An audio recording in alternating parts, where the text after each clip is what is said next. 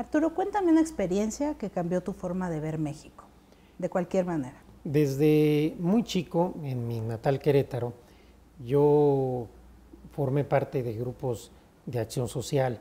Entonces me enfrenté desde muy pequeño con la realidad de nuestro país, de la injusticia, de la pobreza, de la desigualdad, de la discriminación, y creo que eso me dio desde pequeño una visión y una sensibilidad social para ser empático con el dolor ajeno, para entender que había otras realidades en México y que estas realidades no eran soportables, que no era digno de un país como el nuestro tener esas desigualdades, esa pobreza, esa injusticia. Y ahora que he llegado a la Corte, lamentablemente me he percatado que esa realidad de injusticia, de desigualdad, de sufrimiento, de dolor, lejos de haber aminorado a lo largo de los años, se han recrudecido, y de tal suerte que me ha hecho confirmar mi convicción de que cuando uno tiene una responsabilidad pública, más que un privilegio, tiene que ser un compromiso con cierta visión de México, y en particular cuando somos jueces, con una perspectiva de tratar de aminorar estas injusticias, estas desigualdades, esta discriminación generalizada en muchos sectores de nuestra población, de tal suerte que creo que mi visión de México siempre ha sido una visión con sensibilidad social, y lo que trato en mi función como ministro es de ser digno de esa visión de sensibilidad social, de actuar como pienso y de ser congruente con lo que creo. Ya. ¿Y ese niño Arturo a qué tipo de acciones sociales se dedicaba? ¿Qué hacías? Mira, fundamentalmente en aquel momento yo pues, estuve en una escuela religiosa, católica, pero con los hermanos maristas, que eran religiosos, la verdad, bastante liberales, y que pues estaban muy cercanos a la teología de la liberación, con la que yo en aquel momento me identificaba. Entonces lo que tratábamos es, por un lado, de generar conciencia primero en nuestro grupo social, y tratar de ser empático con otros grupos sociales. En algún momento de mi vida, por ejemplo, durante los veranos, teníamos un profesor hermano marista que lograba conseguir financiamientos, y nos dedicábamos los 2 meses de vacaciones a construir casas para gente necesitada. Y más allá del beneficio que implicaba para ciertas familias darle una vivienda, que la verdad era un esfuerzo muy limitado, lo más importante de la experiencia es vivir lo que vive y lo que sufre un albañil trabajando, es sentir lo que implica cargar un tabique, cargar una carretilla, poner cemento y generar esa conciencia y esa empatía con las personas que menos tienen, pero que no tienen menos ni porque sean flojos, ni porque les guste vivir así, ni porque sean unos borrachos, porque ese es el estereotipo que muchas veces se quiere hacer en México. Son de la gente. Son pobres porque quieren.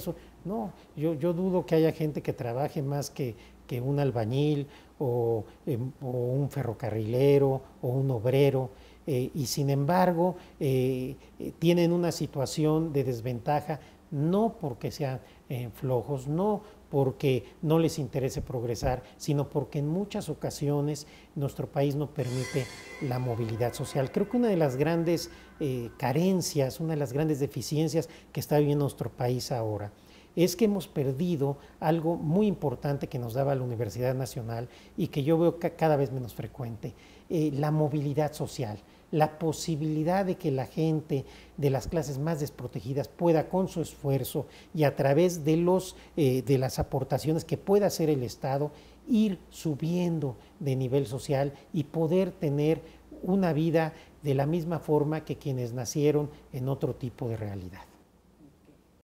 ¿Cómo eliges tus batallas?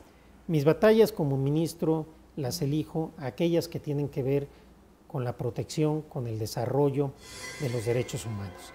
Cuando yo llegué a la Corte, yo dije en mi discurso de recepción que yo entendía la función de un juez constitucional como la de defender al pueblo frente al abuso del poder, que así entendía mi misión y que esperaba ser digno todos los días de esa manera de entender mi función.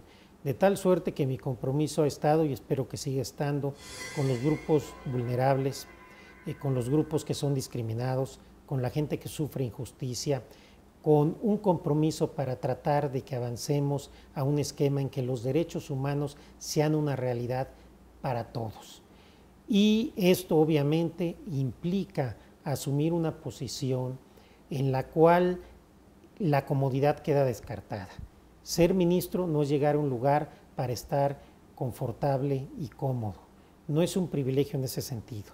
Ser ministro es llegar a un lugar donde uno tiene el deber de ser incómodo para los que tienen poder, de ser incómodo para los que violan los derechos humanos, de ser incómodo para los que quieren que las cosas no cambien. Así concibo mi función y así concibo mis batallas. Algunas han sido muy incómodas, pero yo espero seguir siendo un ministro incómodo lo que me quede como ministro. ¿Cuál es la experiencia más dolorosa que has vivido, pero de la que más has aprendido? En el plano personal, obviamente la muerte de mi madre. Algún poeta ha dicho que cuando se muere nuestra madre, no importa la edad que tengamos, entonces volvemos a ser niños. Y es cierto, la muerte de mi madre me enseñó que todo es transitorio y que por eso hay que vivir plenamente cada momento y vivirlo con plena responsabilidad. En el plano institucional... ¿Fue hace mucho? Habrá sido hace 6, 7 años.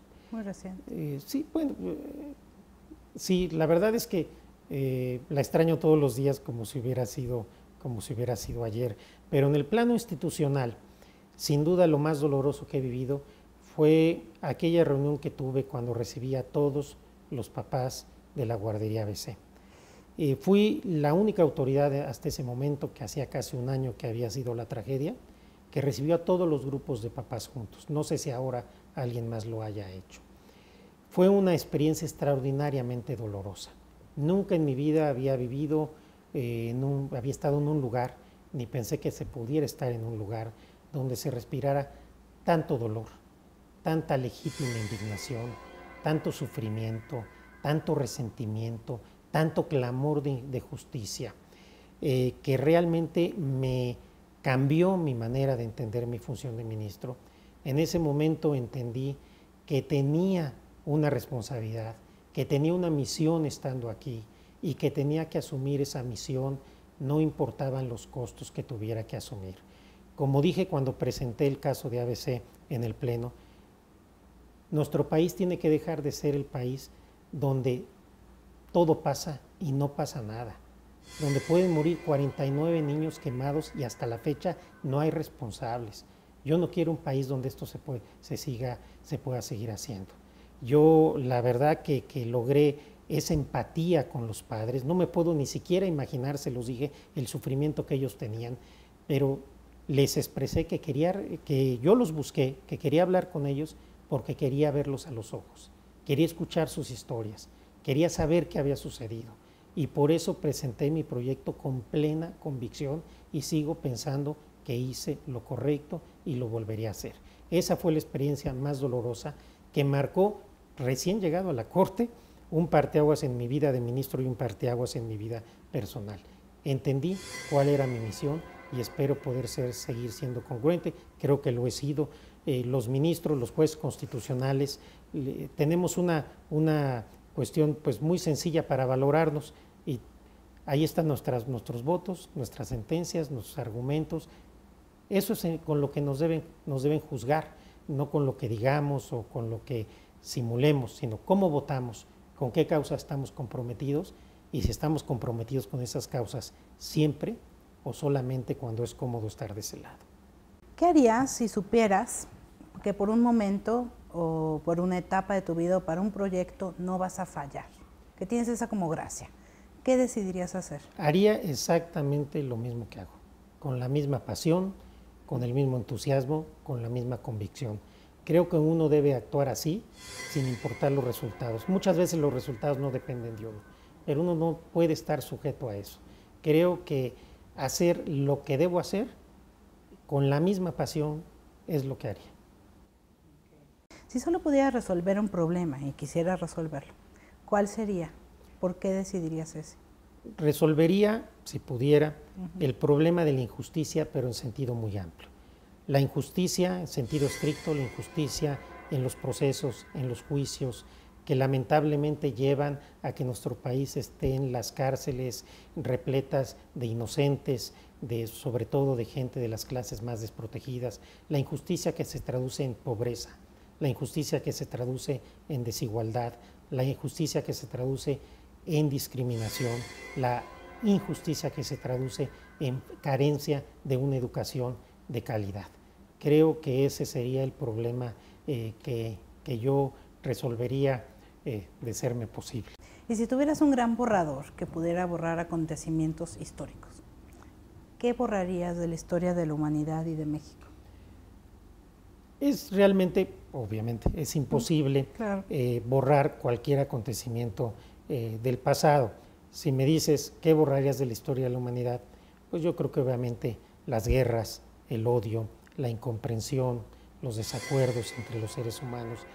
Pero más que pensar en eso, yo creo que la historia nos debe servir como una reflexión para qué es lo que tenemos que tratar de evitar en el presente y en el futuro. Aprender de estas experiencias, porque de nada sirve analizar la historia si no aprendemos nada de la historia. Y yo creo que la historia nos debe enseñar a toda la humanidad y particularmente en este momento a los mexicanos, que tenemos que superar los odios, los rencores, la polarización y que debemos buscar un ánimo de concordia en donde antepongamos el bien de México más allá de nuestros criterios personales, ponernos de acuerdo en lo esencial y después tener nuestros desacuerdos en lo accidental. Y por lo que hace a México, borraría el dolor, el sufrimiento de tantas víctimas y de sus familiares.